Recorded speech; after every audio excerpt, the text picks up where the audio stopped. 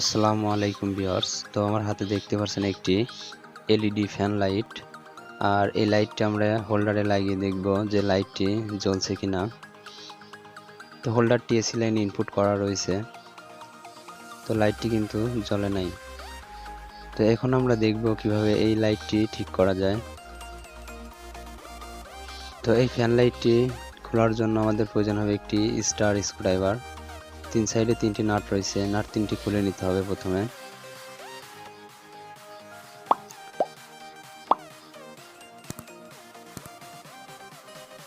তো নাট তিনটি খোলার পরে এটি টান দিলে খুলে যাবে। তো তিন সাইডে তিনটি পাখার মতন লাইট রয়েছে। তো আমরা এখন এই তিনটি পাখা থেকে উপরের ঢাকনাটা খুলব। তো উপরের ঢাকনাটা খোলার জন্য সামনের দিকে লক রয়েছে, একটি স্ক্রুড্রাইভারের মাধ্যমে এটি খুলতে হবে। এটি আস্তে আস্তে চার দিয়ে খুলে নিতে হবে, যেহেতু লক রয়েছে তিনটি খুলে নেব আমরা। তো এইভাবে তিনটি চাকাই খুলে নিতে হবে। তো এই লাইটের আমরা তিনটি পাখা থেকে উপরের ঢাকনাটি খুলে নিয়েছি। তো এই লাইটগুলি প্রত্যেকটি সিরিজে কানেকশন থাকে, তো ভালো করে ফলো করে দেখতে হবে যে কোন বাল্বটি পুড়ে গেছে। সার্কিট থেকে দুটি তারই এসে সিরিজে কানেকশন হয়। তো আমরা তিনটি জায়গাতে ভালো করে লক্ষ্য করে দেখব যে কোন বাল্বটি পুড়ে গেছে।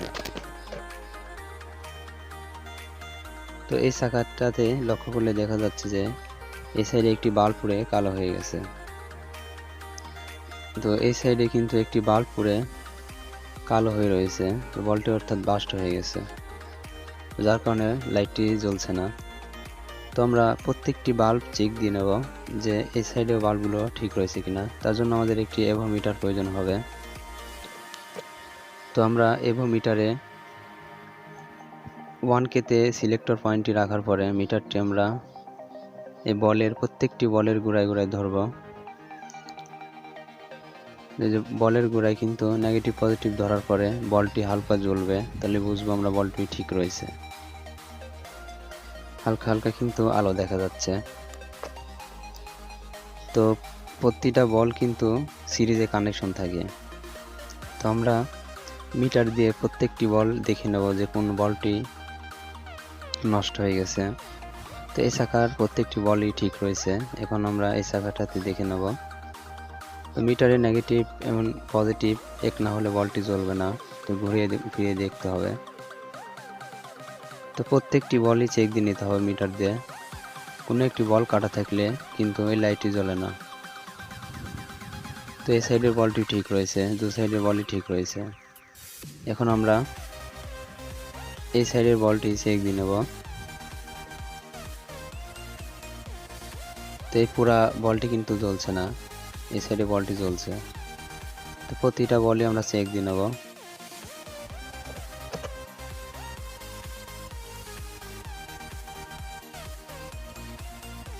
তো এই সাইডের প্রত্যেকটা বলই ঠিক রয়েছে, শুধু পুরা বলটি জ্বলছে না। তো এখন আমরা এই পুরার বলের অংশটায়, যেহেতু এটি সিরিজে কানেকশন থাকে, সার্কিট থেকে দুটি তার এসে মোটটি কানেকশন সিরিজে হয়।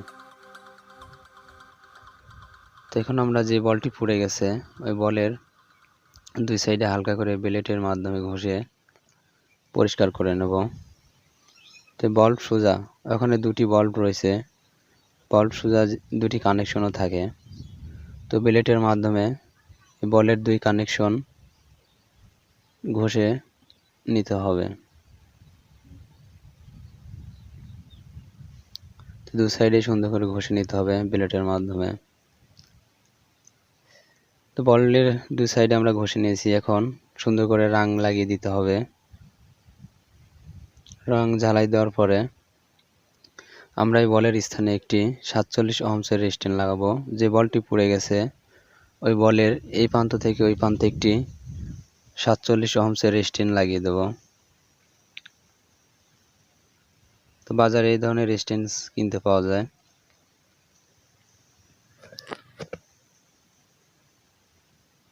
তো এই রেজিস্ট্যান্সটি আমরা যে দুই প্রান্ত ঘষেছিলাম দুই প্রান্তে ঝালাই করে দেব। তো রেজিস্ট্যান্সটি লাগিয়ে নিয়েছি। এখন আমরা এই হোল্ডারে বলটি লাগিয়ে দেখব যে বলটি জ্বলছে কিনা।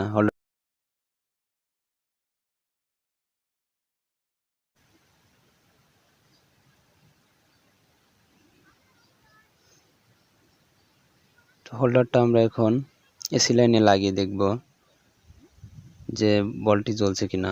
এখন কিন্তু বলটি জ্বলে গেছে। তো একটি বল নষ্ট থাকলে এভাবে রেজিস্ট্যান্স লাগিয়ে দিলে লাইটটি ঠিক হয়ে যাবে। তো যদি আপনাদের কাছে রেজিস্ট্যান্স না থাকে তাহলে বলের দুই সাইডে একটি তার দিয়ে ঝালাই দিয়ে দিলেও বলটি ঠিক হয়ে যাবে। তো রেজিস্ট্যান্সটি লাগানোর চেষ্টা করবেন, তাহলে বলটি অনেক দিন লাস্টিং করে। তো এখন আমরা বলটি সেটিং করব। সেটিং করে পুনরায় লাস্টে আমরা চেক দিয়ে দেখব। তো এই ধরনের বাল্ব নষ্ট হলে আমাদের দেখতে হবে প্রত্যেকটি বাল্ব ভালো রয়েছে কিনা। যদি কোনো একটি বাল্ব নষ্ট হয়ে যায় তাহলে ওই বাল্বের জায়গাটা ঘষার পরে 47 ohms রেজিস্ট্যান্স লাগালে বলটি ঠিক হয়ে যাবে। তো যদি রেজিস্ট্যান্স না থাকে তাহলে ওই বাল্ব পুরা সোজা একটি তার দিয়ে ঝালাই দিয়ে দিলেও বলটি ঠিক হয়ে যাবে। তো রেজিস্ট্যান্স লাগালেই একটু ভালো হয়, বলটি বেশি দিন লাস্টিং করে। তো ভিডিওটি ভালো লাগলে অবশ্যই ভিডিওটি একটি লাইক দিবেন। নতুন নতুন ভিডিও পেতে অবশ্যই আমাদের চ্যানেলটি সাবস্ক্রাইব করে পাশে থাকা বেল আইকনটি বাজিয়ে দিবেন।